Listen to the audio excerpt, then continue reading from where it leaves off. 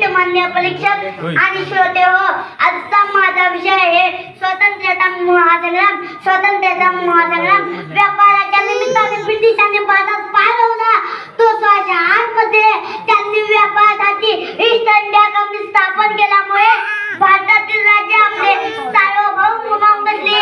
त्यामुळे भारतीय प्रजेला फार मोठ्या प्रमाणावर याचा त्रास भोगावा लागला. इंग्रज भारतात आले तेव्हा त्याच्यात सांस्कृतिक एकात्मता असली तरी आधुनिक विचारांनी मानव समानता, व्यक्ती स्वातंत्र्य, वैज्ञानिक दृष्टिकोन, लोकशाहीच्या पद्धती, राजकीय एकात्मता,